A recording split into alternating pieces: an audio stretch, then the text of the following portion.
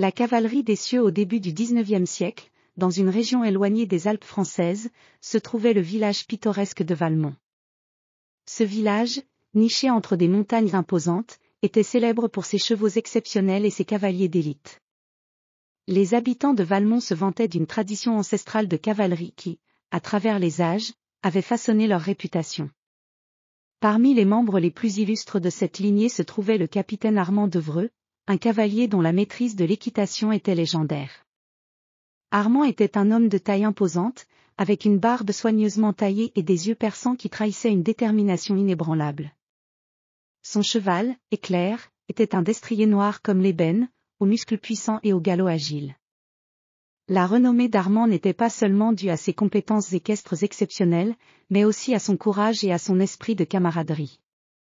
Le capitaine et sa troupe formaient la cavalerie des cieux, une unité spéciale créée pour défendre la région contre les menaces extérieures.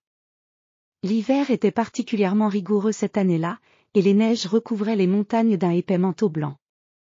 Les routes étaient presque impraticables, et la tranquillité de Valmont était interrompue seulement par le bruit des avalanches lointaines et le vent qui hurlait à travers les vallées.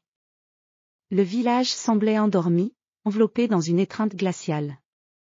Un matin, alors que le soleil peinait à percer les nuages gris, un messager arriva au village avec une nouvelle alarmante.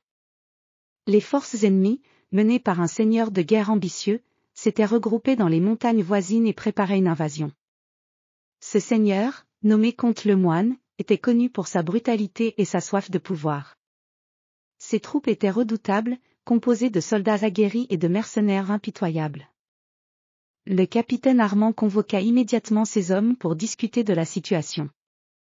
La salle de réunion du village, avec ses murs en pierre épaisse et ses tapisseries richement ornées, était envahie par une atmosphère de tension et de préparation. Les cavaliers, vêtus de leurs uniformes d'hiver renforcés, se tenaient prêts, leurs chevaux impatients dans les écuries adjacentes. « Mes amis, commença Armand avec une voix grave, nous devons protéger notre terre et nos familles. La cavalerie des cieux est notre dernière ligne de défense. Nous ne pouvons pas laisser ces envahisseurs briser notre paix. » Les cavaliers, leur détermination palpable, acquiescèrent en silence. Les préparatifs furent rapides mais minutieux. Chaque cheval reçut une attention particulière, les fers furent vérifiés, les selles ajustées, et les harnais inspectés. Les cavaliers, revêtus de leurs armures scintillantes, s'apprêtaient à se lancer dans ce qui pourrait être une bataille décisive.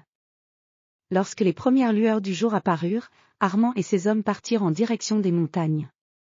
Les crêtes enneigées semblaient scintiller sous les rayons du soleil, et le souffle des chevaux formait de petits nuages blancs dans l'air glacial. Le capitaine Armand, à la tête de la formation, guida ses hommes avec une assurance tranquille. Les montagnes, avec leurs pentes abruptes et leurs formations rocheuses imposantes, offraient une couverture naturelle pour les envahisseurs.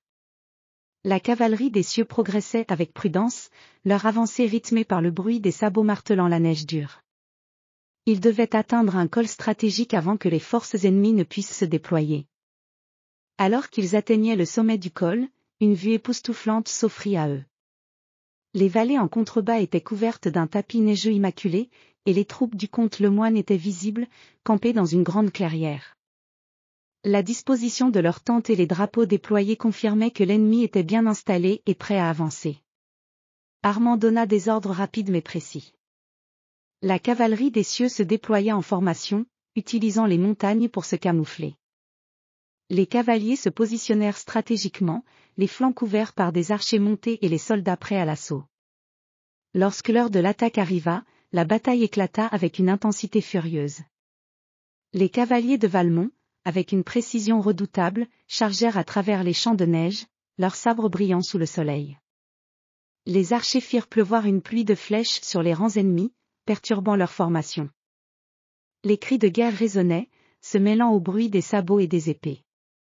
Le capitaine Armand, en tête de charge, se battait avec une bravoure exemplaire. Éclair, son destrier fidèle, semblait presque danser à travers le chaos, esquivant les coups et attaquant avec une précision chirurgicale. Les forces ennemies, surprises par l'intensité et la détermination des assaillants, commencèrent à se replier sous la pression incessante.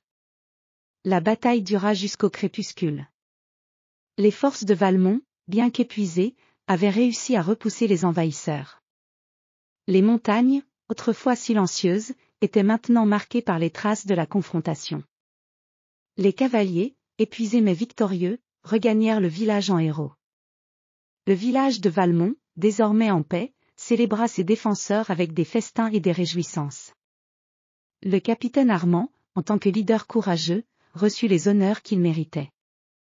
Sa bravoure et celle de ses hommes avaient sauvé le village et rétabli la paix dans la région. Les années passèrent, et la cavalerie des cieux devint une légende parmi les villages environnants.